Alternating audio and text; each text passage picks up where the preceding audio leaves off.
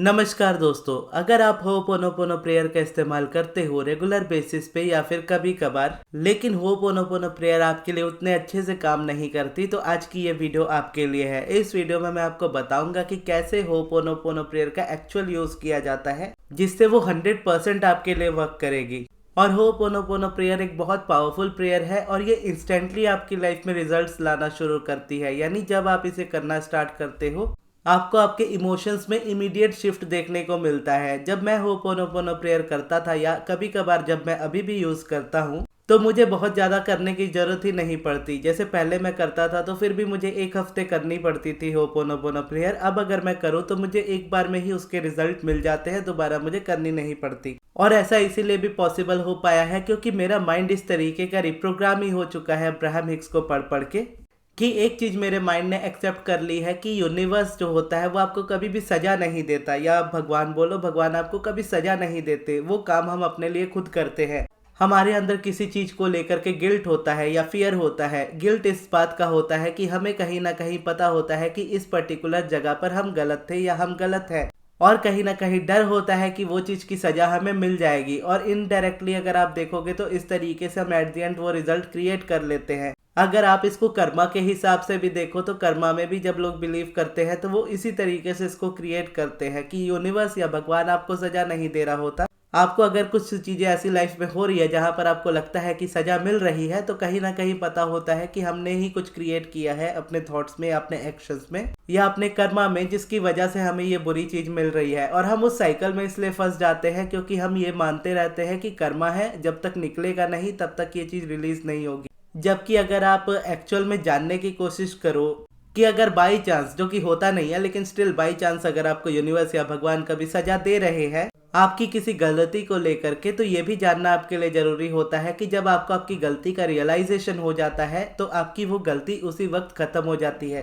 और वो रियलाइजेशन आपके लिए जेन्युइन होना चाहिए। आप ये नहीं बोल सकते कि मुझे इस बात का अफसोस है कि मैंने कोई चीज गलत की, लेकिन आपको पता है अंदर से कि आप गलत हो। तो उस जगह पर क्या होता है कि आप फेक करने की कोशिश करते हो। आप बोलते तो हो कि मुझे गिल्ट नहीं है, मैं माफी मांग रहा हूँ, मैं इस चीज के लिए पश्चाताप करता हूँ, लेकिन फीलिंग अंदर ही अंदर गिल्ट वाली ही रह जाती है और उसको आप निकाल नहीं पाते। तो उसको निकालने के लिए ही हम होपोनोपोनो प्रेयर का यूज करते हैं। और होपोनोपोनो प्रेयर में हमेशा 4 फेजेस होते हैं, यानी 4 फ्रेज जो हम यूज करते हैं। आई am sorry, please forgive me, thank you, I love you. इसमें जो होता है आई am sorry, please forgive me, इसका मतलब ये होता है कि मुझसे गलती हो गई, प्लीज मुझे माफ कर दो। जहां पर आप अप्रोच कर रहे हो सामने वाले को, जिसमें आप डायरेक्टली बैठ करके सामने वाले से बात नहीं करते हो, आप वाइब्रेशनली अपने घर पे बैठे हो, मन ही मन अपनी आंखें बंद करके बोल रहे हो या शब्दों में रिपीट कर रहे हो कि मुझसे गलती हो गई, मुझे माफ कर दो। अब अगर आपको लगता है कि आपकी गलती बहुत ज्यादा बड़ी है और सामने वाला या फिर यूनिवर्स आपको कभी माफ नहीं करेगा, तो उस जगह पे हम रेजिस्टेंस ज्यादा क्रिएट करते हैं। एक बार को तो मैं कहता हूँ सामने वाले को भी आप साइड करो। सबसे ज्यादा जरूरी होता है वाइब्रेशनली अपने आप को अलाइन करना। तो वाइब्रेशनली अलाइन करने के लिए आपको जो बात करनी होती है वो यूनिवर्स से करनी होती है।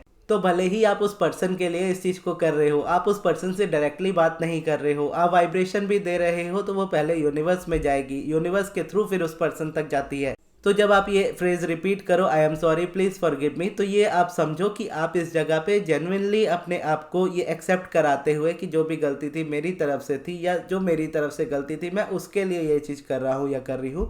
और ये करने के बाद जो दूसरा पार्ट आता है वो सामने वाले पर्सन पे ना छोड़ करके, यानी हम ऐसा करते ना कि वो हमें माफ कर दे, तो इस जगह पे उस पे ना छोड़ करके यूनिवर्स पे हम छोड़ेंगे। और जब हम ये रिपीट करेंगे आई am sorry, please forgive me, इसका मतलब तो आप डायरेक्टली समझ गए कि मुझसे गलती हो गई, प्लीज मुझे माफ कर दो। अब हम ये फील करेंगे कि यूनिवर्स ने, सामने वाले ने हमें माफ कर दिया, जिसके लिए अब हम उसको थैंक यू और आई लव यू बोलेंगे। कि जैसे मान लीजिए आप उस पर्सन के लिए बात कर रहे हो, लेकिन बात आपकी वाइब्रेशनली हो रही है, यूनिवर्स से हो रही है। क्यों? क्योंकि वो पर्सन अभी आपके साथ बैठे नहीं है जिसको आप ये बोल सको। तो आप अकेले अपने रूम में बैठे हो, ये रिपीट कर रहे हो आई am sorry, please forgive me.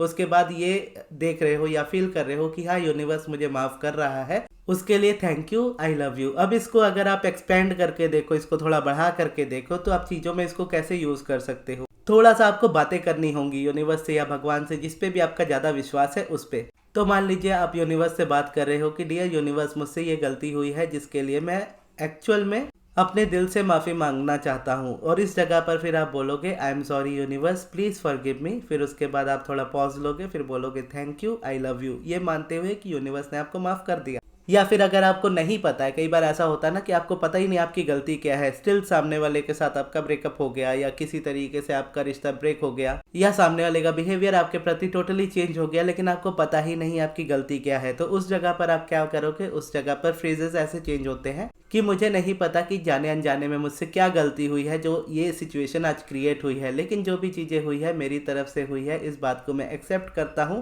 और जो भी मैंने जाने अनजाने में क्रिएट किया है या जाने अनजाने में किसी को हर्ट किया है, तो उसके लिए I am sorry, please forgive me, फिर thank you, I love you. अब जब आप इसको एक बार रिपीट कर लोगे तो इसको आपको बार बार रिपीट करने की जरूरत नहीं है, यानी इसके बाद जो आप रिपीट करोगे वो सिर्फ फ्रेज रिपीट होगा और कॉज यानी जो आप बात कर रहे थे वो बात बार बार रिपीट नहीं होगी। जैसे मान लीजिए आप 5 मिनट 2 मिनट या 108 टाइम्स आप रिपीट करने वाले हो होपोनोपोनो प्रेयर को अपने हिसाब से, जैसा आपको ठीक लगता है वैसे।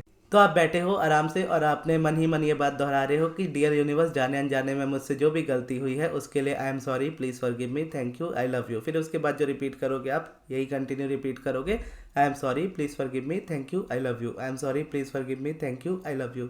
और ये चीज़ आप जैसे भी करो, एक दिन में एक बार करो या 2 बार करो, 2 बार तो जरूरी नहीं है, एक बार भी करोगे तो काफ़ी है। और इसको ज़्यादा से ज़्यादा आप रिपीट करो 1 हफ्ते तक, उससे ज़्यादा की नीड नहीं होती है। हालांकि आपको पहले दिन में ही रिजल्ट मिल जाएंगे या 2-3 दिन में ही मिल जाएंगे, लेकिन स्टिल आप 1 हफ्ते तक इसको कंटिन्यू कर सकते हो। लेकिन बाई चांस अगर आपको लगे 1 हफ्ते में भी नहीं हुआ है तो फिर आप इसे बस 21 दिन तक करो। फिर चाहे 21 दिन में ठीक हो या ना हो, आप उसी जगह पे उसको जाकर के छोड़ दीजिएगा।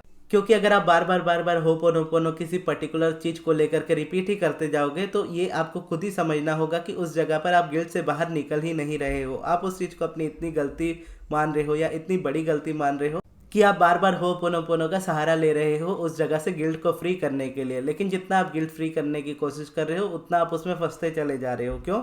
क्योंकि आप ये बिलीव कर ही नहीं पा रहे हो या आप ये एक्सेप्ट कर ही नहीं पा रहे हो कि यूनिवर्स ने आपको माफ कर दिया। यानी एक्चुअल में देखा जाए तो आपको होपोनोपोनो की नीड ही नहीं है। जैसा मैंने आपको कहा कि जिस क्षण आपने ये रियलाइज कर लिया कि ये चीज़ मेरी लाइफ में मेरी वजह से हुई है या इस जगह पे जो भी क्रिएशन है मेरी है या मेरी गलती है इस जगह पे, अब भले ही वो गलती जाने में हुई हो या अनजाने में हुई हो या भले ही मुझे ना भी पता हो, स्टिल मैंने ये एक्सेप्ट कर लिया कि हाँ ये मेरी क्रिएशन है, तो उसी वक्त वो क्रिएशन खत्म हो जाती है। तो इमीडिएटली आपके अंदर से वो गिल्ट भी रिलीज हो जाता है। तो अगर नहीं रिलीज हो रहा है तो उसके लिए हम 1 हफ्ते प्रैक्टिस करते हैं। अगर स्टिल नहीं हो रहा है तो 21 दिन करके हम छोड़ देते हैं, क्योंकि अगर हम उसको स्ट्रेच करते रहेंगे तो हम ये एक्सेप्ट नहीं कर पाएंगे कि हमारे लिए यूनिवर्स वो चीज़ कर रहा है या यूनिवर्स हमें माफ़ कर रहा है। तो इस तरीके से आप इस चीज़ को क्लियर कर सकते हो। और जब आप इस जगह पर अगर देखो, अगर आप यूनिवर्स को ही डायरेक्ट रखो या कोई पर्सन को मत रखो, यानी ऑल इन वन।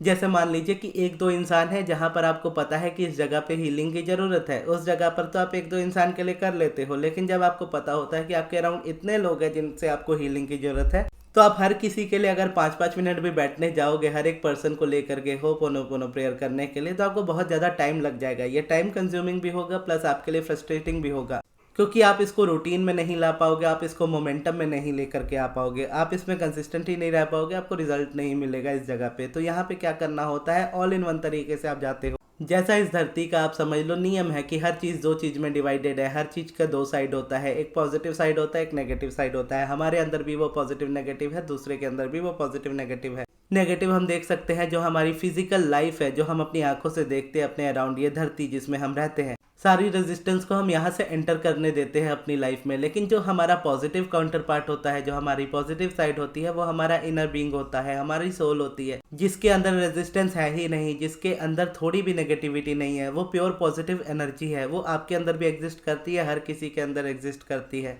वो आपका भी पॉजिटिव साइड है, वो सामने वाले का भी पॉजिटिव साइड है। तो इस तरीके से आप यूनिवर्स में जा करके या इस जगह पे बैठ करके जहाँ पे आप प्रैक्टिस कर रहे हो, तो सामने वाले पर्सन से बात ना भी करके इनर बीइंग से बात करते हो कि जाने अनजाने में मैंने अगर किसी की भी अंतरात्मा को ठेस पहुंचाया हो तो उसके लिए I am sorry, please forgive me, thank you, I love you.